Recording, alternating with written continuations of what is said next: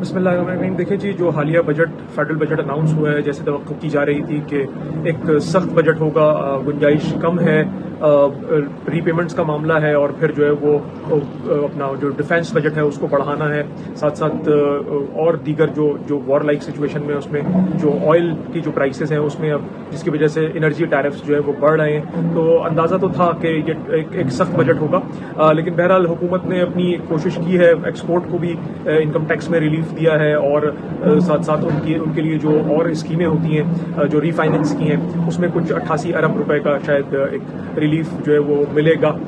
Salary class کو بہرحال ایک کم ریلیف جو ہے وہ ملا ہے، جو کہ ایکسپیکٹ کیا جا رہا تھا کہ زیادہ ہوگا. ہاؤسنگ میں جیسے کہ بات چل رہی تھی، ہاؤسنگ میں بھی کچھ ود ہولڈنگ ٹیکس پہ ریلیف آ گیا ہے.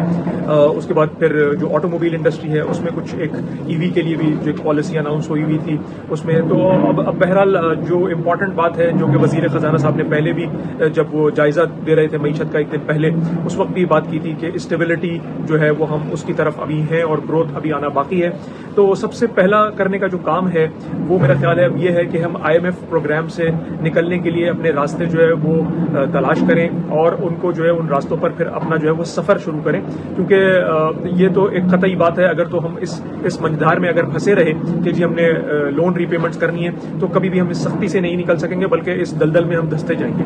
تو مجموعی طور پہ عام عوام کے لیے جو ہے وہ بہت کوئی ریلیف نہیں ملا، کیونکہ ڈیولپمنٹ پروجیکٹس بھی جو ہے وہ ان کا بجٹ کٹ ڈاؤن ہو گیا ہے. خاص طور پہ سندھ اور کراچی کی جو صورتحال ہے بہت ہی مایوس کن ہے. اب دیکھیے آگے پروونسز جو ہے وہ جو بنیادی سہولت ہے اس میں خاص طور پہ سندھ اپنے تعلیم میں، صحت میں، انفراسٹرکچر میں کیا جو ہے وہ بجٹ پیش کرتا ہے اور کیا اس پر عمل درآمد ہوتا ہے. بہت شکریہ.